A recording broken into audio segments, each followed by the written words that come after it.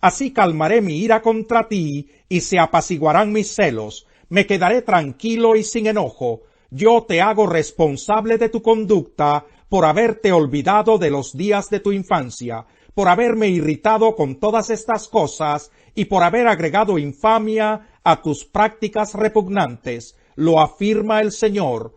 Los que acostumbran citar refranes dirán esto de ti: de tal palo tal astilla. Tú eres igual a tu madre, que despreció a su marido y a sus hijos. Eres igual a tus hermanas, que despreciaron a sus maridos y a sus hijos. La madre de ustedes era hitita, y su padre amorreo. Tu hermana mayor es Samaria, ubicada al norte de ti con sus aldeas. Tu hermana menor es Sodoma, ubicada al sur de ti con sus aldeas. No solo has seguido su conducta, sino que has actuado según sus prácticas repugnantes. En poco tiempo llegaste a ser peor que ellas. Yo, el Señor, lo juro por mí mismo. Ni tu hermana Sodoma ni sus aldeas hicieron jamás lo que tú y tus aldeas han hecho. Tu hermana Sodoma y sus aldeas pecaron de soberbia, gula, apatía e indiferencia hacia el pobre y el indigente. Se creían superiores a otras y en mi presencia se entregaron a prácticas repugnantes. Por eso, tal como lo has visto, las he destruido. Pero ni Samaria ni sus aldeas cometieron la mitad de tus pecados. Tú te entregaste a más prácticas repugnantes que ellas, haciendo que ellas parecieran justas en comparación contigo. Ahora tú carga con tu desgracia, porque son tantos tus pecados que has favorecido a tus hermanas al hacerlas parecer más justas que tú. Avergüénzate y carga con tu desgracia. Has hecho que tus hermanas parezcan más justas que tú.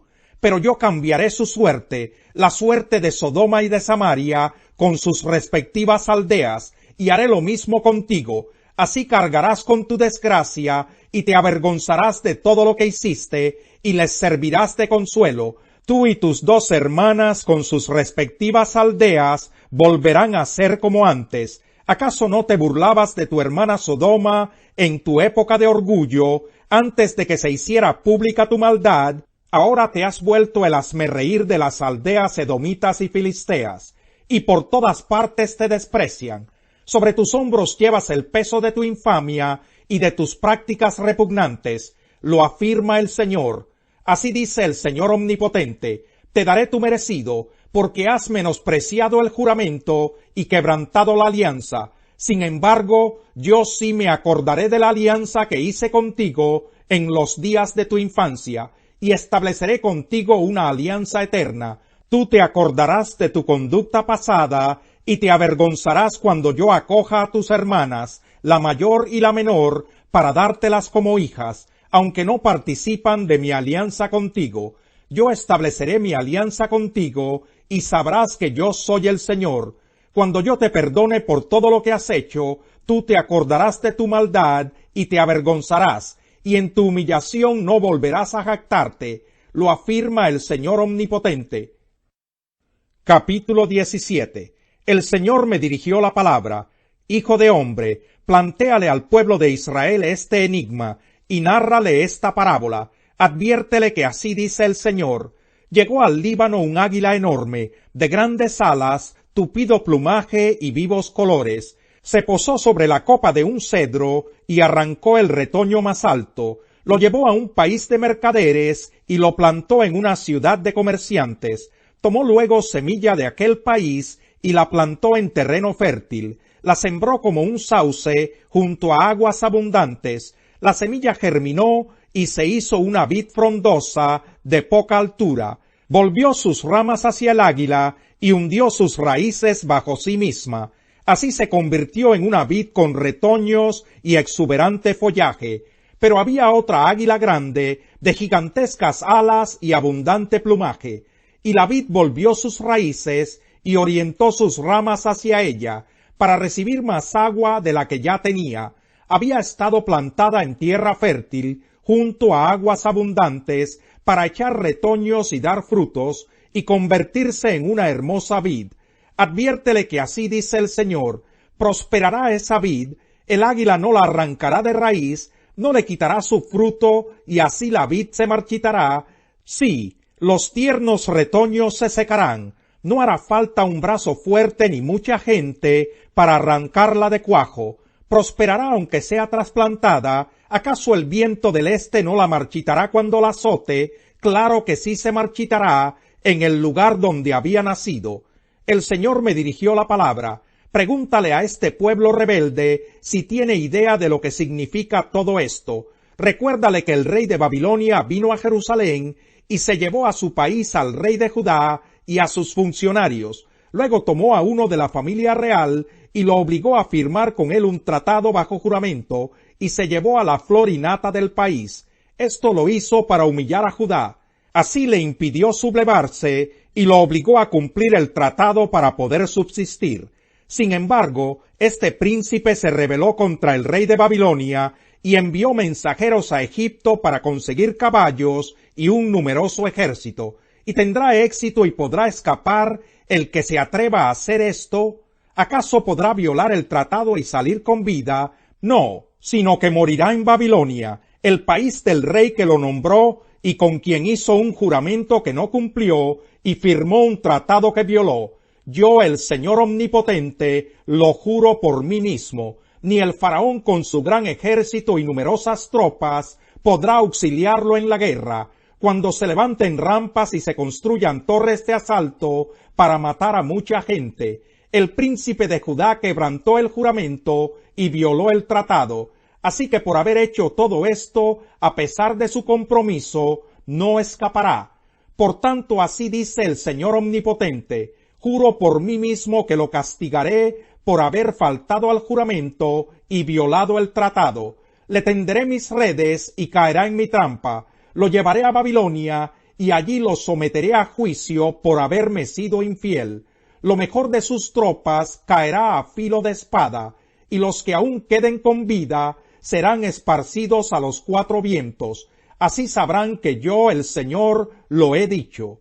Así dice el Señor Omnipotente: de la copa de un cedro tomaré un retoño, de las ramas más altas arrancaré un brote, y lo plantaré sobre un cerro muy elevado.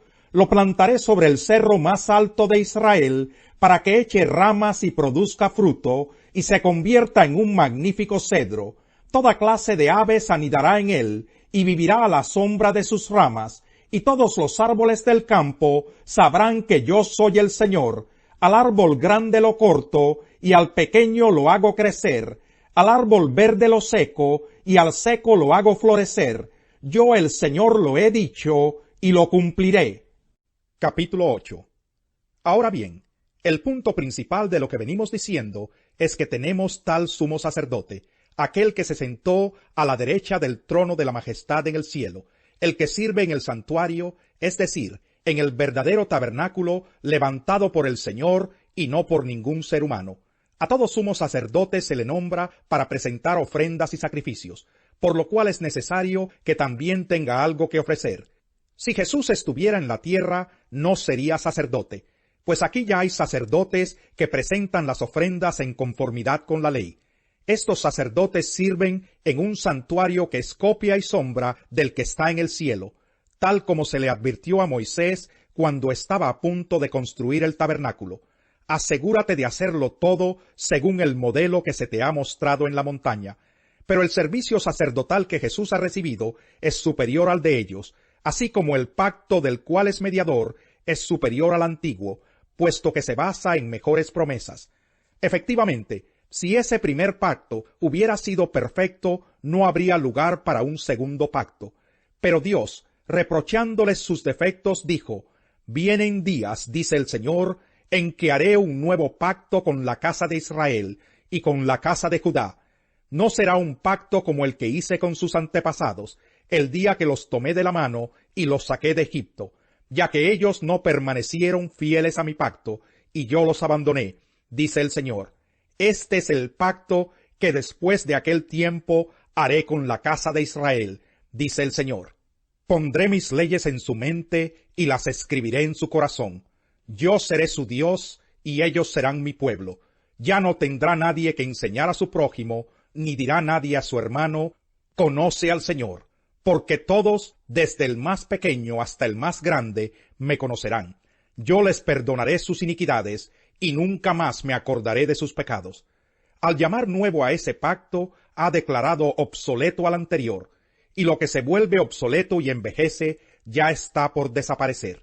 Pero muy pronto olvidaron sus acciones y no esperaron a conocer sus planes. En el desierto cedieron a sus propios deseos, en los páramos pusieron a prueba a Dios, y Él les dio lo que pidieron, pero les envió una enfermedad devastadora.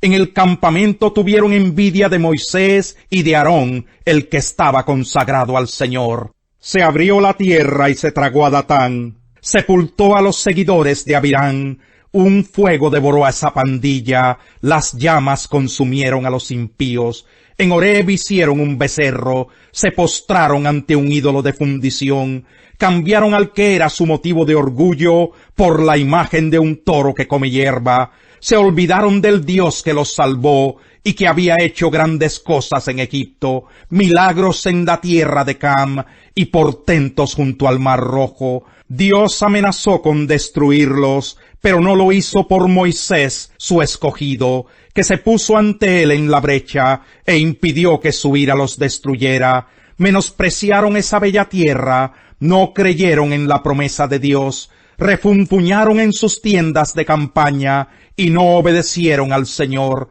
Por tanto, Él levantó su mano contra ellos para hacerlos caer en el desierto, para hacer caer a sus descendientes entre las naciones y dispersarlos por todos los países. Se sometieron al yugo de Baal Peor y comieron de las ofrendas a ídolos sin vida. Provocaron al Señor con sus malvadas acciones y les sobrevino una plaga. Pero Finés se levantó e hizo justicia y la plaga se detuvo. Esto se le acreditó como un acto de justicia para siempre, por todas las generaciones. Al que no tiene hambre, hasta la miel lo empalaga, al hambriento, hasta lo amargo le es dulce. Como ave que vaga lejos del nido, es el hombre que vaga lejos del hogar. El perfume y el incienso alegran el corazón, la dulzura de la amistad fortalece el ánimo.